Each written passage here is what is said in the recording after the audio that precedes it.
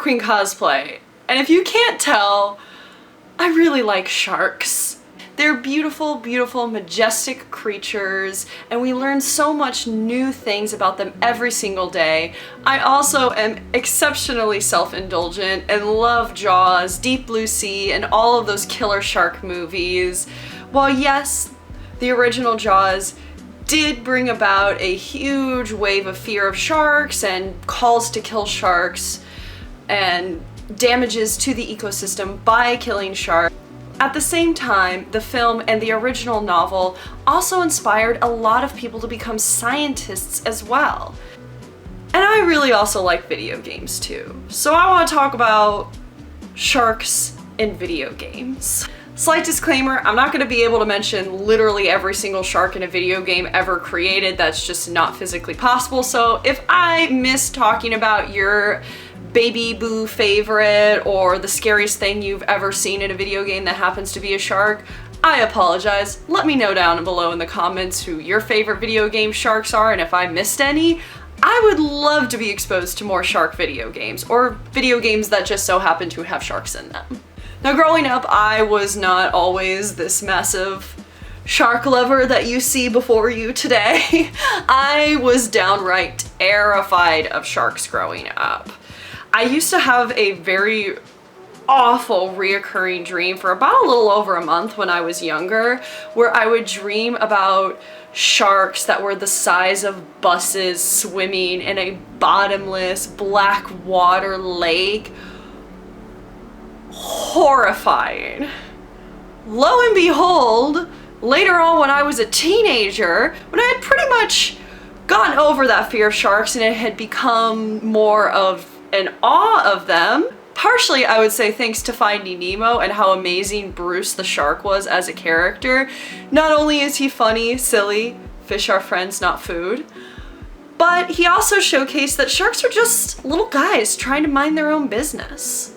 But when I was in high school, I got into the Batman Arkham games, and when I played Arkham City,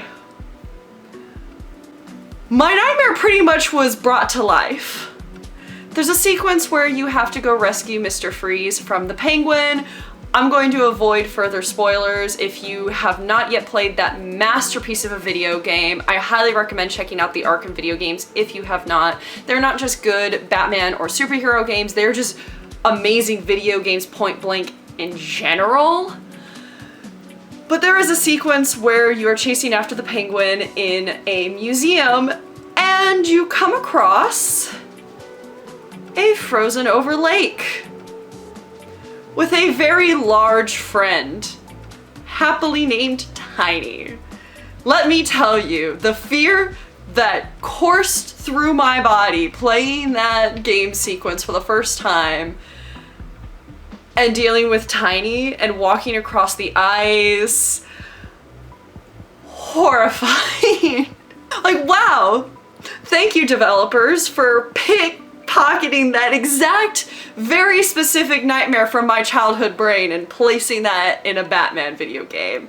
A+ work, y'all. A+ work. Sharks are most commonly used as either enemies or fishing trophies in video games. It's one of the easiest ways to incorporate them in a video game. Let's face it, even before Jaws, humanity is instinctually terrified of sharks. They're not cute and cuddly like dolphins are. They've got lots of teeth. They're a predator. I could go on and on and on about the psychological reasons why we are terrified of sharks. It's a primal thing. It makes sense. Yes, they are adorable little babies whose snoots I wish to boop, but that's just because I'm a crazy shark lady, so, you know. So, naturally, it's very easy if you were to do an ocean-themed video game or level to make your enemies sharks. Or if you wanted to have a rare and hard-to-get fishing trophy, a shark would easily be one. Now, you could go super basic with designing your shark enemies, make them look like your average great white, make them swim around, bite, bite, chomp, chomp. Yeah, you can certainly do that, and there's plenty of games that do that well. When I asked people on Instagram, Twitter, and my community Discord, memorable sharks from video games, the shark from Banjo Kazooie and also Far Cry popped up a lot. They're just really, really great basic enemies to use, or to just use in backdrops of any video game. I, for one, love the sharks that you see in Tiny Tina's Wonderlands. They got little legs and they're very cute and they chomp chomp.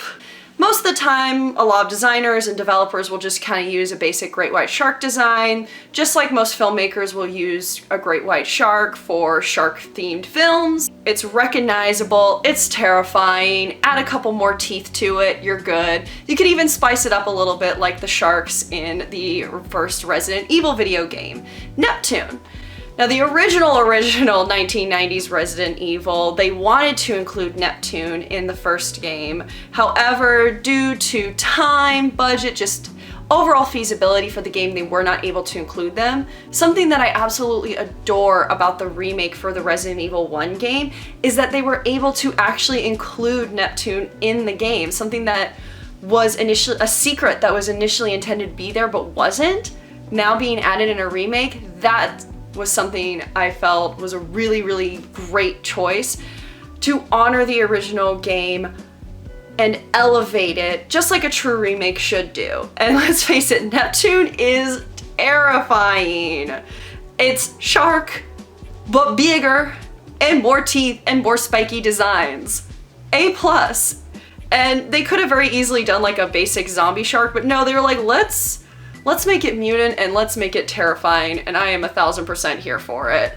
Now obviously sharks can be found in fishing mini games or just in games in general like Animal Crossing New Horizons or in Dredge as well, a recent 2023 release that I absolutely adored. Obviously, if you're gonna do an underwater thing and you need something scary or a bigger trophy, a shark is a really, really great shorthand or thing to add in. Now, I did touch upon how most video games will use great white sharks. I really, really like it when they get a little bit more creative with it. One of my all-time favorite shark movies ever is Shark Night.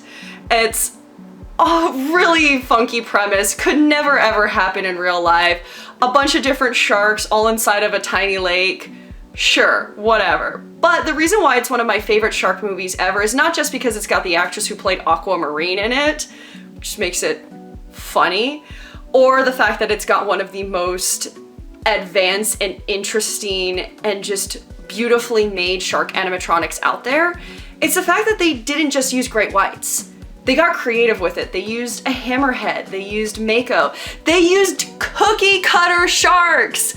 Cookie cutter sharks! If you don't know what a cookie cutter shark is, they are like the size of a ruler, they're super tiny, their bite marks are in the shape of circles, that's why they're called cookie cutter sharks.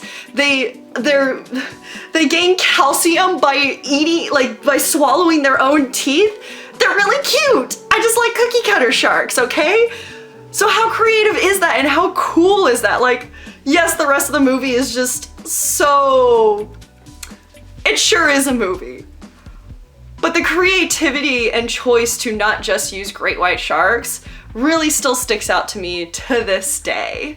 And it makes me extremely excited in a video game when I'm able to actually identify a shark that's not a great white. For example, when I was playing Call of Duty Ghosts for the first time, yes, I play Call of Duty. Is that really what we're going to judge me on right now? But when I played Call of Duty Ghosts for the first time this year, I was beyond pleasantly surprised to be able to actually identify what type of sharks were about to try and kill me and Keegan. It was great! A really, really great example of a video game that has a wide variety of shark species is Death in the Water 2. It's a video game that just recently came out. I highly recommend it. I actually recommend that you look into it as little as possible. Don't look at screenshots, don't look at trailers, so that way you can avoid spoilers as much as possible.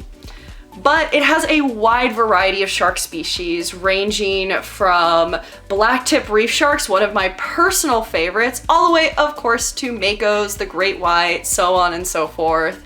And it's fantastic. Of course, they are enemy sharks, but they don't immediately attack you. There's a reason that I won't go into for spoilers. Again, I highly recommend this game. It's actively tense and terrifying, and I had a good time with it, and it provided quite a bit of a challenge for me while I was playing. And let me tell you something, my heart was pounding playing that game. And something I really appreciated was that they didn't embellish the sharks at all. Now, it's very tempting and very easy to take a shark and make it scarier. Make a great white more pointy and toothy and sharp and give it a bunch of scars like Tiny again in Batman Arkham City or any other game.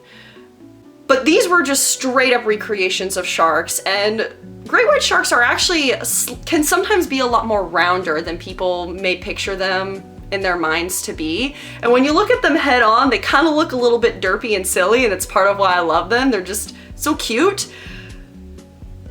And when a great white shark would come at you head on in Death in the Water 2, you would see that derpy face, but it was still terrifying.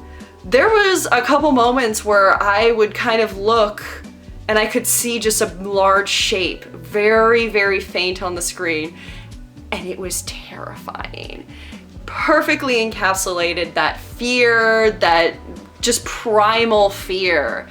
Very, very well done. And again, I really appreciate the wide variety of shark species that that game gave me. Well, yes, again, it's a sharks as mindless killing machines, blah, blah, blah.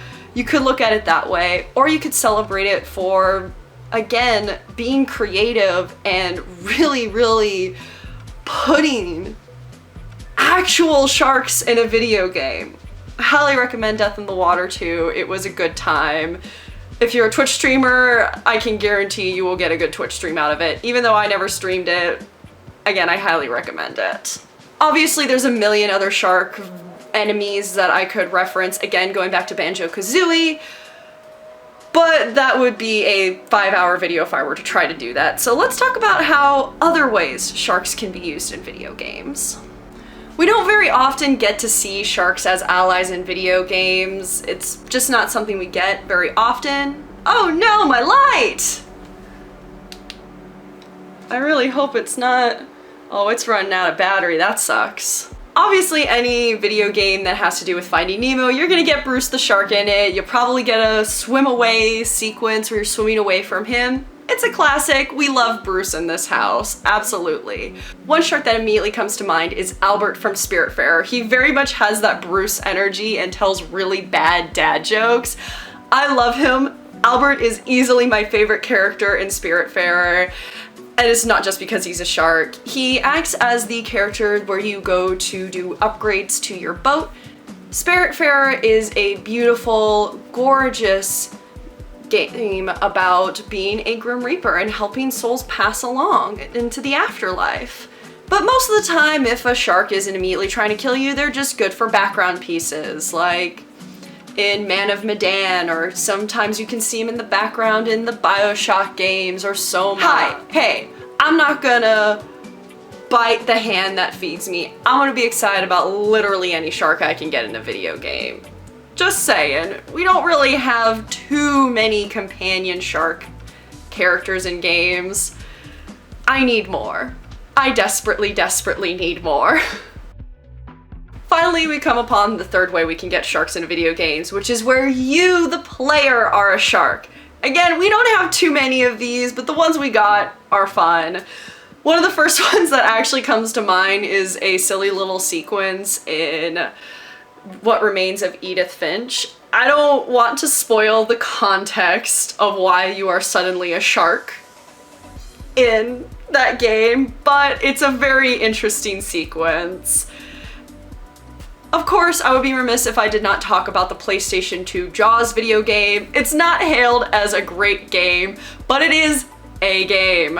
And I appreciate its existence and its choice of saying, hey, you know, you could be the guys hunting down the shark, or how about you just be the best character in the entire movie, the shark? And I appreciate their boldness for that. It sure is a PlayStation 2 movie tie-in video game, but you know what? Again, for its time period, I appreciate it. And it paved the way for the last game we're going to be talking about, which is Maneater.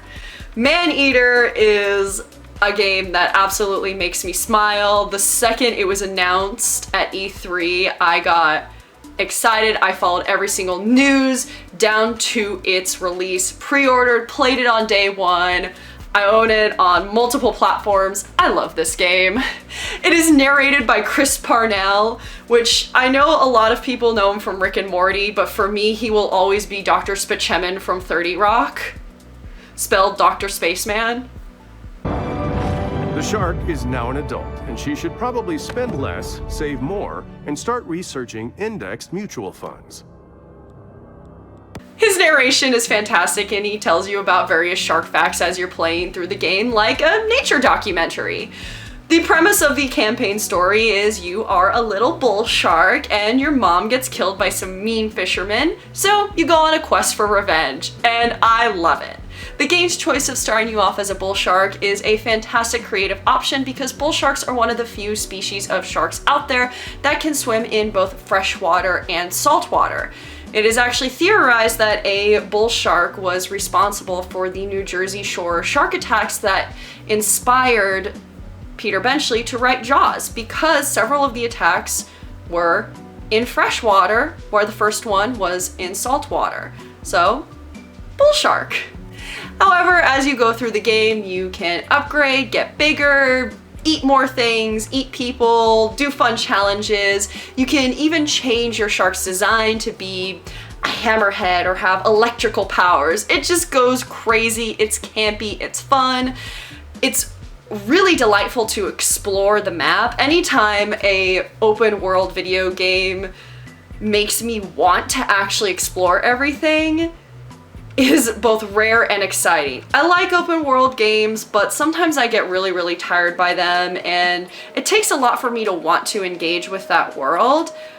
Maneater is chock full of tiny little details to find, giggle over, discover, and just overall have a good time with, on top of being a shark terrorizing everybody. Yes, this is not an accurate depiction of sharks, but gosh darn it, is it fun. In a way, with Maneater, you as the shark are taking revenge against the type of people that were inspired by Captain Quint from Jaws to unjustly destroy and hunt down sharks due to prejudice. You become the monster that they see you as. I'm going to try and not touch too deep into spoilers for the actual campaign of this game. But Scaly Pete, the head shark hunter, created our quote-unquote man-eater by killing our mother at the start of the game and branding us. Thus, we see that we should retaliate by eating his hand and gaining the quote-unquote taste for human flesh. Thus, he has created and we participate in a cycle of pain and death and one-ups in terms of revenge. The gameplay loop may be super basic, but dang is it fun, as I've stated a million times. Heck, even this story has remnants of one of my favorite shark movies, Ghost Shark. As you can guess from the title, a ghostly shark that was killed and seeks revenge. Sharks are not mindless killers. They deserve respect. They are important for the ecosystem. They are incredible, beautiful creatures, while also saying, hey, killer shark movies and media are fun as long as you can recognize the difference between fact and fiction. So that's why, as an avid shark fan, I love learning about sharks and watching sharks kill fictional people. Not in real life, obviously. But hey, I'm happy for any shark media and content that I can get. It makes me happy, okay? It's one of the few ways I can get just a crumb, an ounce of serotonin in this horrifying world. In conclusion, sharks are great, and I go ballistic every single time I see one in a video game. It makes me excited. I beg for and ask for more. And not just that, anytime a developer gets really creative with it, and yes, we love great white sharks, they are adorable, they are so great, but anytime a developer might get a little bit more creative and do things other than great white sharks, very fun. You get A+ stickers in my book. Gold star stickers all around. So I'm going to continue my quest of finding and gushing over sharks in video games.